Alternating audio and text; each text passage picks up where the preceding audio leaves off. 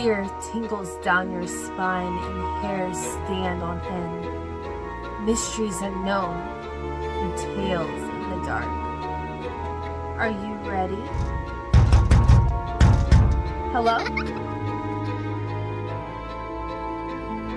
There are killers who leave carnage in their wake, loud, brutal, and impossible to ignore.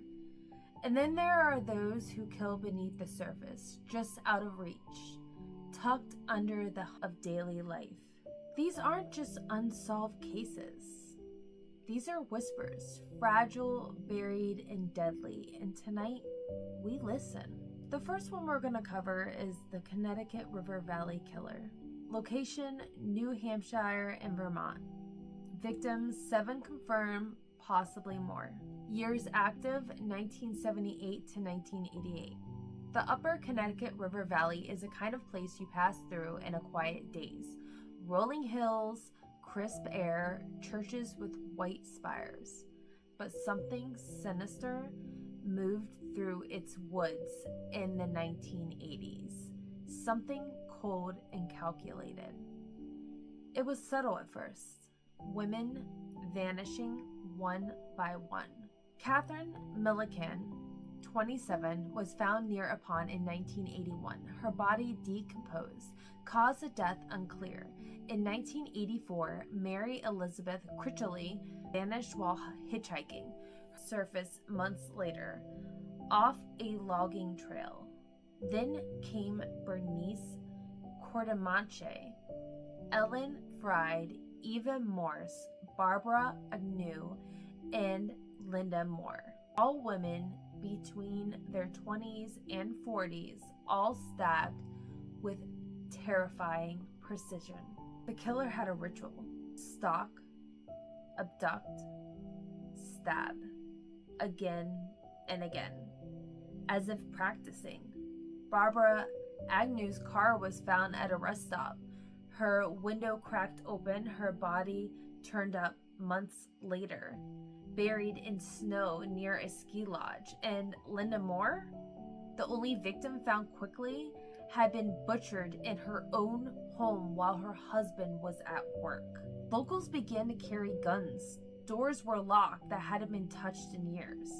Whispers spread of a man in a dark Jeep who cruised the back roads looking for someone to follow. Police questioned a nurse who had once stabbed his girlfriend and was known to frequent the same roads, but no charges stuck. The Connecticut River Valley Killer disappeared as suddenly as he came, leaving a trail of blood in towns that barely made it on the map. The second one is the Honolulu Strangler. Location, Honolulu, Hawaii.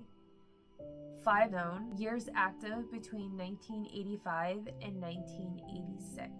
Paradise has its shadows. In the summer of 1985, the body of Vicki Gale Purdy, 25, was found near Keehee Lagoon, hands bound, behind her back with parachute cord. Still in her nightclub dress, she called a friend for a ride home the night before, but she never made it. 4 more women followed. Regina Sakamoto, 17, was waiting for a bus to school when she vanished. Denise Hughes, a secretary and Sunday school teacher, was dumped near a stream, her body waterlogged and bound. Louise Medeiros was returning home after visiting her mother in the hospital. Linda Pace was a businesswoman, was last seen leaving her office. All were strangled, all were dumped near bodies of water, and all had their wrists tied in the same way, with chilling consistency. The killer taunted the police, striking just as media coverage began to wane. A task force was formed, profiling a methodical predator, someone who blended in, someone who watched the comings and goings of women on the island's well-worn path. A suspect was arrested after a witness identified his car, but the case unraveled without enough evidence. Then the killings stopped. Some say the Honolulu Strangler left the island. Others believed he died, or simply changed mass. In a place where the surf hides secrets and the wind never stops, his name still lingers just beneath the sound of the tide. The third one is the Atlanta child murders. Location: Atlanta, Georgia. At least 28 children, teens, and adults. That's awful. 1979 to 1981 was when it was active. For 2 years, Atlanta was gripped by a nightmare that turned into a political storm and a racial reckoning. It began with 2 boys, Edward Hope Smith, 14, and Alfred Evans, 13, both found dead in the woods in 1979, strangled one shot. Soon after, more children disappeared. Yusuf Bell, 9, was found in an abandoned house, left like an afterthought. Latonya Wilson, Patrick Rogers, Curtis Walker, the list grew. All Black, all young, all vanished in the same neighborhoods. Fear swallowed the city. Parents kept their children inside. The media fumbled to keep the peace.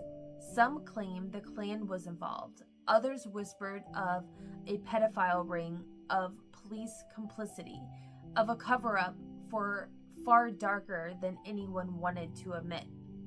Eventually, a man named Wayne Williams was arrested after police heard a splash on a bridge and found fibers linking him to several of the victims. He was convicted, not for the children, but for the murders of 2 adult men. To this day, William denies involvement in the child killings, and dozens of victims' families believe the killer was never caught. In 2019, Atlanta reopened the case, testing old evidence with new DNA tech, but the streets who those children played still feel heavy. The voices of the missing still echo through schoolyards, alleyways, and old bridges. The fourth one is the Freeway Phantom. Location: Washington, D.C., Maryland.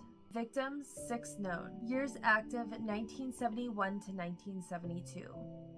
She was only 13. Carol Spinks had run into the store for groceries. Her body was found days later beside I-295. Assaulted, strangled, her shoes missing. A few weeks later, Darlena Johnson, 16, disappeared.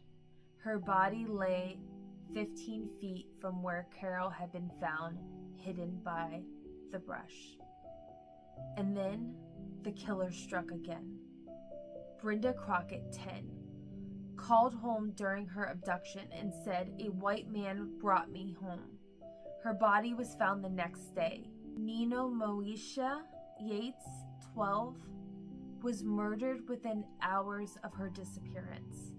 Then came Brenda Woodard, 18, her body bearing a chilling note handwritten by the killer saying, "This is tantamount to my insensitivity to people, especially women. I will admit the others when you catch me if you can." The press named him the Freeway Phantom. The name stuck like rot. He was careful. He groomed his victims to trust him, luring girls with promises or threats, leaving their bodies near highways where the world would forget them quickly. Police suspected members of a gang, even questioned a known predator. But every lead fizzled. Files were lost, and time marched on. Yet in certain corners of DC, when the wind carries just right, some say you can still hear a whisper, mocking, cold, and cruel. Catch me if you can. The killers in this chapter never needed to roar. Their silence was loud enough.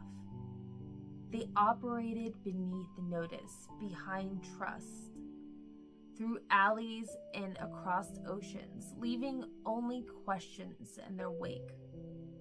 But we remember them, not for the monsters, but for the lives that they stole, the children who never came home, the women who were never searched for, the voices cut short. And in remembering them, we push it back against the silence, because silence is where monsters thrive. Thank you, spooky friends. Have a good night. Bye.